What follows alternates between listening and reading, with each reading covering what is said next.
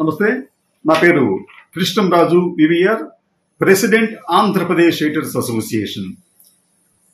చంద్రబాబు నాయుడు గారు ముఖ్యమంత్రిగా ఉన్న ఆంధ్రప్రదేశ్లోని ఎన్డీఏ ప్రభుత్వం ఆంధ్ర పరువును బజారుకీడ్చింది అనే బదులు అంతర్జాతీయంగా ఆంధ్రాకు ఉన్న ఇమేజ్ ను గంగపాలు చేసింది. తెలుగుదేశం పార్టీకి, దానికి అనుబంధంగా ఉన్న పార్టీలు, వీరికి అడుగులకు మడుగులొత్తే ఎంఎస్ఓలు తీసుకున్న కొన్ని నిర్ణయాల కారణంగా ఆంధ్ర పరువు బజారు పాలైంది. దీనికి కారణం ఏమిటంటే, ఆంధ్రప్రదేశ్లోని ఎంఎస్ఓలు ఈ ప్రభుత్వ ఉద్యోగులు లేకపోతే ప్రలోభాలు, కారణాలు ఏమైనప్పటికీ కూడా అత్యంత ప్రజాదరణ కలిగిన సాక్షి, టీవీ9, 10 టీవీ, ఎన్టీవీ ప్రసారాలను నిలిపివేశారు.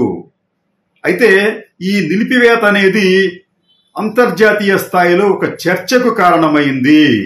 అంతేకాకుండా ఈ ఎంఎస్ఓలు వారి వెనుక ఉన్న శక్తుల దుశ్చర్యలను కూడా ఒక అంతర్జాతీయ సంస్థ తప్పుపట్టింది. ఈ అంతర్జాతీయ సంస్థ ఆషామాషీ సంస్థ కాదు, అది ఇంటర్నేషనల్ ఫెడరేషన్ ఆఫ్ జర్నలిస్ట్స్ అనే సంస్థ. ఇది ఐక్యరాజ్య సమితి యునెస్కోకు అనుబంధంగా పనిచేస్తుండడం విశేషం. ఈ అంతర్జాతీయ ఫెడరేషన్ ఆఫ్ జర్నలిస్ట్స్ ఈ సంస్థ దాదాపు 146 దేశాలకు దీంట్లో సభ్యత్వం ఉంది. ఇంత 187 సంస్థలకు కూడా దీంట్లో సభ్యత్వం ఉంది. ఇటువంటి ఒక ప్రపంచ సంస్థ ఆంధ్రప్రదేశ్లోని పరిణామాల పట్ల తీవ్ర ఆందోళన వ్యక్తం చేస్తూ ఈరోజు కొద్ది గంటల ముందు ఒక ప్రకటన విడుదల చేసింది.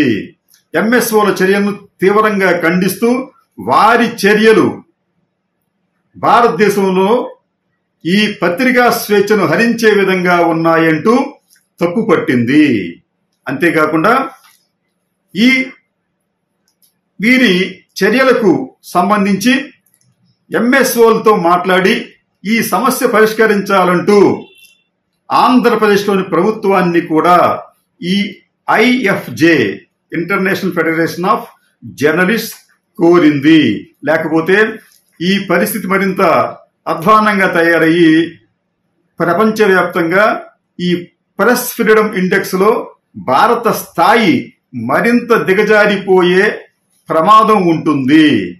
అంటే చంద్రబాబు నాయుడు గారు ఇకనైనా గాని తన కార్యకలాపాల పట్ల వెనక ముందు ఆలోచించి నిర్ణయాలు తీసుకోవాలి.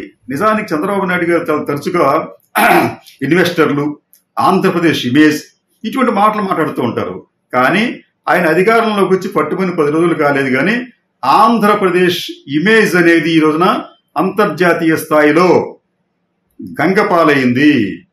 ఇలా జరుగుతూ ఉంటే ఆంధ్రప్రదేశ్కు పెట్టుబడులు పెట్టడానికి ఎవరు వస్తారు?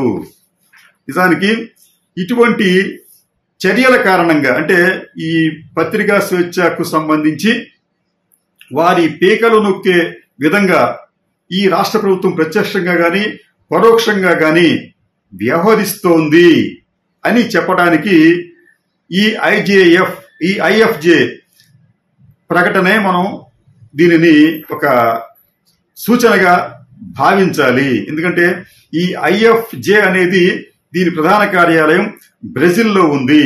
అంతేకాకుండా ఇది ఐక్యరాజ్య సమితికి అనుబంధంగా యునెస్కోకు ఉండే ఐక్యరాజ్య సమితికి అనుబంధంగా యునెస్కో ఉంటే దానికి అనుబంధంగా ఇది పనిచేస్తూ ఉంది.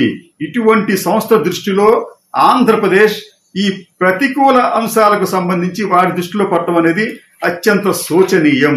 కాబట్టి ఈ రాష్ట్ర ప్రభుత్వం ఇప్పటికైనా కళ్ళు తెరిచి ఆంధ్ర ఇమేజ్నే కాదు, ఈ పత్రికా స్వేచ్ఛను కూడా కాపాడటానికి వెంటనే చర్యలు తీసుకోవాలి. ఎంఎస్ఓలను ఏమైనా వారితో మాట్లాడటం, లేకపోతే వారికి ఆదేశాలు ఇవ్వటం, ఏదైనా చేసి మళ్ళీ ఈ 4 ఛానల్స్ ను కూడా పునరుద్ధరించాలి. లేకపోతే ఇటువంటి అంతర్జాతీయ సంస్థలు ఆంధ్రప్రదేశ్ మీద మరింత దృష్టిని సారించి ఆంధ్రప్రదేశ్ ప్రెస్ ఫ్రీడమ్ మీద వారు ఆందోళనలు చేసినా ఆశ్చర్యపోనక్కరలేదు.